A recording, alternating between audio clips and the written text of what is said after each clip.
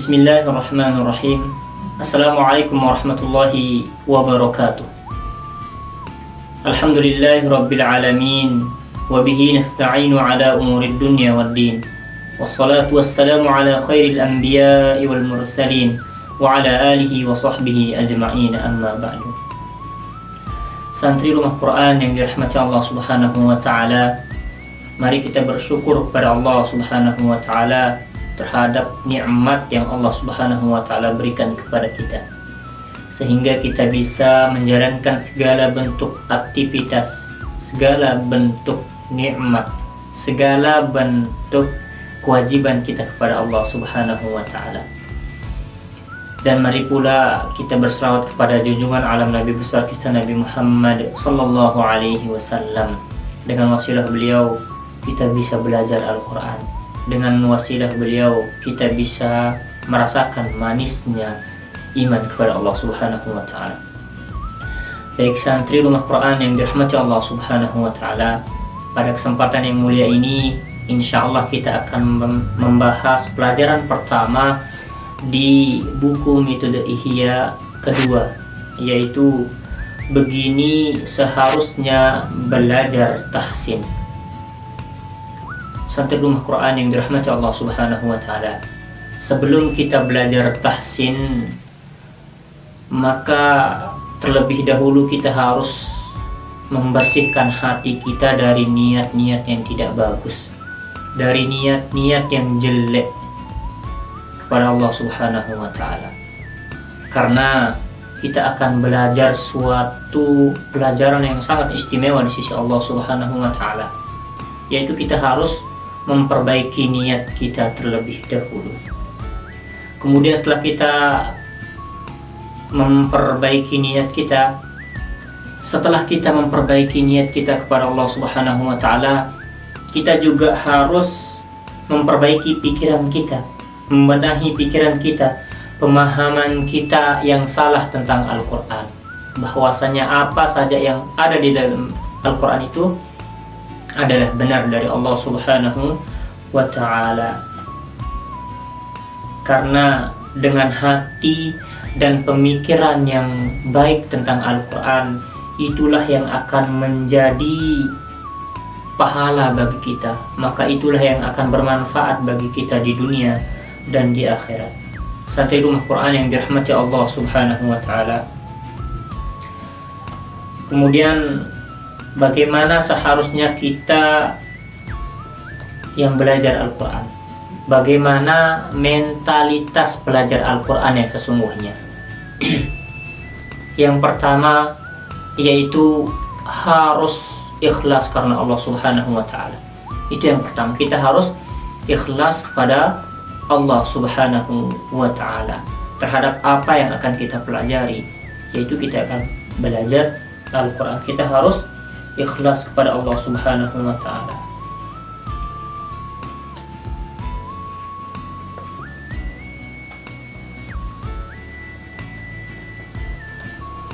Karena ketika kita belajar Al-Quran, nanti kita akan banyak tantangan, banyak rintangan, ada kejenuhan. Karena yang kita pelajari ini adalah kalamullah, yaitu perkataan Allah subhanahu wa ta'ala, firman Allah subhanahu wa ta'ala. Oleh sebab itu tantangannya pasti akan banyak.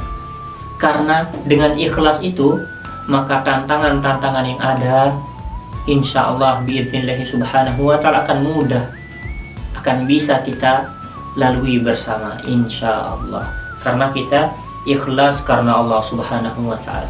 Kemudian mentalitas yang kedua yaitu seorang yang belajar Al-Quran harus banyak berdoa kepada Allah subhanahu wa ta'ala, harus banyak meminta kepada Allah subhanahu wa ta'ala, karena yang kita pelajari ini dari Allah subhanahu wa ta'ala, sumbernya dari Allah subhanahu wa ta'ala. Oleh sebab itu kita minta, kita berdoa kepada Allah subhanahu wa ta'ala agar diberikan kemudahan di dalam mempelajari ini, di dalam mempelajari Al-Quran, di dalam belajar tahsinul Quran. Kita banyak berdoa kepada Allah subhanahu wa ta'ala agar dimudahkan untuk belajar, agar dipahamkan terhadap Al-Quran, agar mengamalkan Al-Quran. Baik, kemudian mentalitas yang ketiga yang harus kita miliki sebagai santri Rumah Quran Ihyaul Ummah yaitu as-sabat, yaitu teguh dan tidak mudah putus asa. Kita teguh belajar Al-Quran, kita kuat, kita istiqomah belajar Al-Quran. Bertahun-tahun kita belajar Al-Quran. Kita harus mempunyai pendirian yang kokoh di dalam belajar Al-Quran ini. Karena Allah Subhanahu wa Ta'ala cinta yang istiqomah, walaupun itu sedikit. Tapi kita istiqomah belajar terus menerus, itulah yang dicintai oleh Allah Subhanahu wa Ta'ala. Kemudian kita juga harus berpegang teguh pada prinsip-prinsip orang yang belajar Al-Quran. Ada prinsipnya, ada pendiriannya, yaitu yang pertama, hadir kelas tepat waktu dan juga disiplin. Ketika kelas sudah dimulai, ketika kelas mau berjalan, kita sudah sudah siap-siap untuk menghadiri kelas. Kita orangnya disiplin, kita rutin, tidak mudah, tidak bolos, kemudian tidak jarang masuk. Nah, kita hindari yang itu, yang jelek-jelek itu. Oleh sebab itu, kita harus disiplin, harus rajin, harus mengikuti kelas, dengan rutin. Kemudian yang kedua yaitu prinsip-prinsip yang harus kita pegang, yaitu kita harus mencintai guru kita. Kita dekat dengan guru kita, kita menghormati guru kita, dan juga kita kasih sayang terhadap yang lain, terhadap teman-teman kelas kita. Kita ajak yang yang malas, kita ajak teman kita, ayo kita ngaji bareng. Kemudian kita jengukin teman-teman kita yang lagi kurang sehat. Nah, kita harus mencintai teman-teman kelas kita. Kemudian prinsip yang berikutnya yaitu berusaha mengikuti semua petunjuk ketika kita belajar.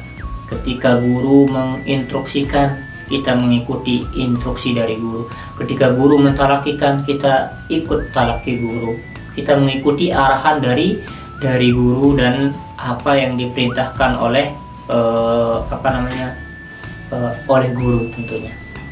Kemudian berikutnya yaitu fokus dalam membenahi kelemahan, fokus dalam memperbaiki kesalahan, baik itu salah bacaannya, salah adabnya. Kita fokus untuk memperbaiki itu. Bukan kita di kelas saja, akan tetapi di rumah juga kita fokus memurojaah, fokus tilawahnya, fokus memperbaiki bacaan kita. Nah, kemudian setelah itu prinsip berikutnya yaitu mengajarkannya kepada orang lain. Setelah kita bisa belajar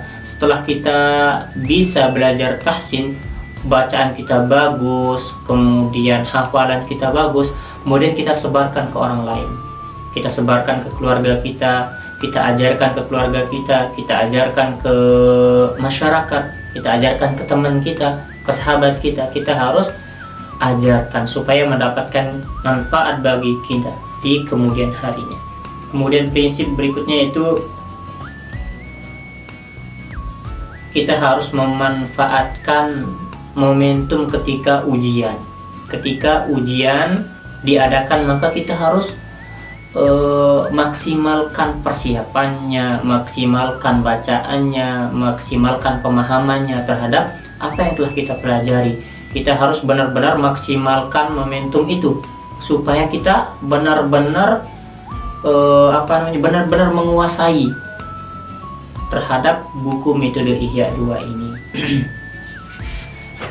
Baik, mungkin hanya itu dari saya, kurang lebihnya mohon maaf.